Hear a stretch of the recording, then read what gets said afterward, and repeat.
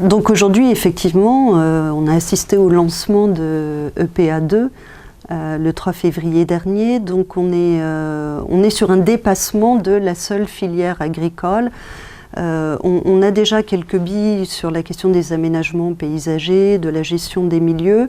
Par contre, ça pose des questions sur des filières sur lesquelles on n'a pas forcément travaillé. Je pense notamment à tout ce qui est autour du service à la personne et au territoire, les bacs pro-SAPAT, les BTS DATR.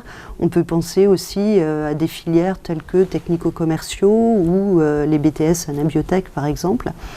Alors pour moi, enfin, dans le travail que j'ai réalisé, j'ai été obligée à un moment donné de travailler sur ce que serait l'élève idéal type en capacité de s'engager dans les transitions.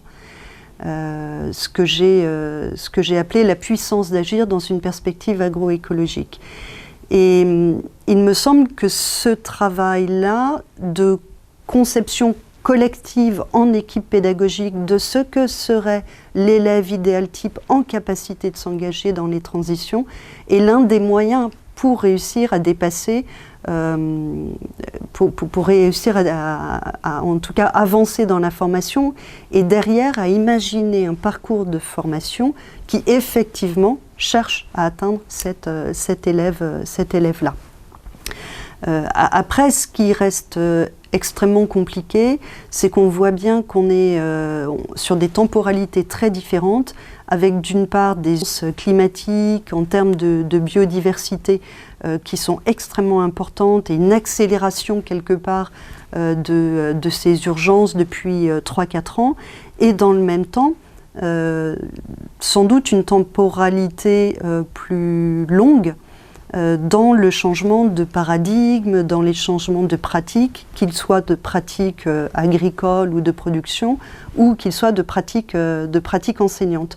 Donc, comment est-ce qu'on peut faire, à part mettre de véritables moyens sur l'accompagnement des équipes pédagogiques de manière très forte et très structurée, sinon on ne voit pas comment on va réussir à changer dans un laps de temps qui sans doute est relativement réduit maintenant.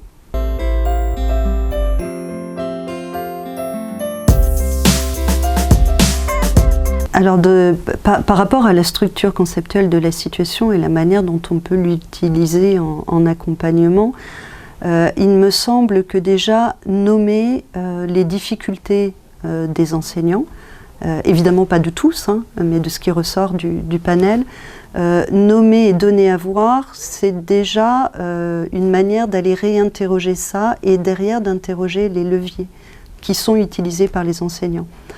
On a fait ce travail lors du séminaire final de l'un des dispositifs qu'on a accompagné.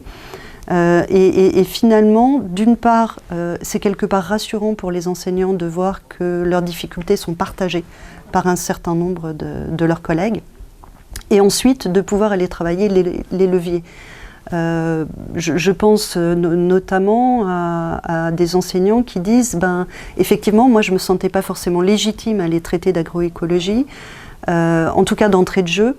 Donc finalement, j'ai fait le choix d'aller voir d'autres pratiques professionnelles qui ne concernent pas directement mes élèves pour essayer d'aller voir avec eux quels sont les enjeux. En ayant fait ce pas de côté, je peux revenir à la question agricole parce que je ne suis pas en train de faire de l'agribashing. D'autres nous ont dit, finalement, effectivement, moi je n'arrive pas à nommer d'entrée de jeu des pratiques agroécologiques.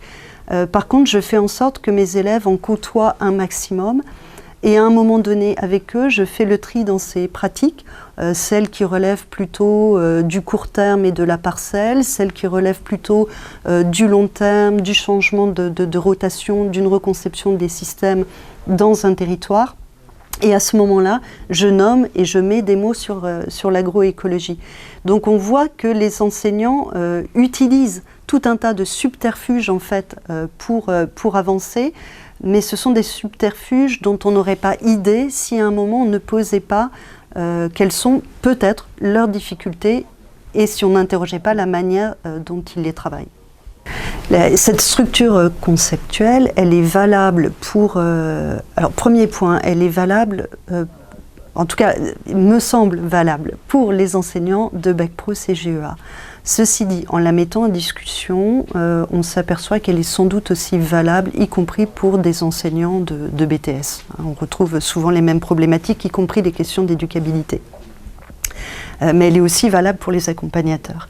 C'est-à-dire qu'en tant qu'accompagnateurs d'enseignants et de formateurs, nous aussi, alors individuellement ou collectivement, parce que de toute façon on ne peut pas avoir des compétences sur tout, on a aussi nécessité à être vigilant sur cette dimension épistémique, sur la dimension psychorelationnelle et sur les pratiques en fait d'accompagnement.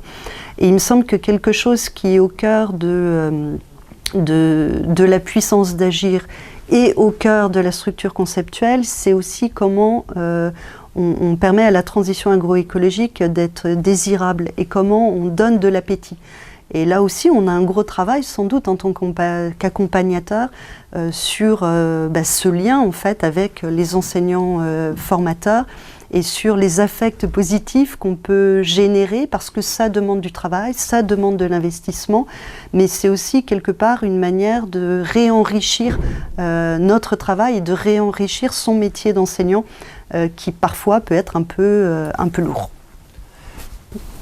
Ça veut dire effectivement que les accompagnateurs doivent aussi laisser la place au raisonnement des enseignants et des formateurs et s'appuyer sur leur expérience et sur leur vécu pour pouvoir construire des dispositifs d'accompagnement en fait. Et ce qui est intéressant sur les recherches actions ou sur les formations actions, c'est de se donner un certain nombre de repères pour voir ce qui a fonctionné, ce qui n'a pas fonctionné et de commencer à évaluer les dispositifs. Et ça interroge aussi sur la place de la recherche dans l'accompagnement.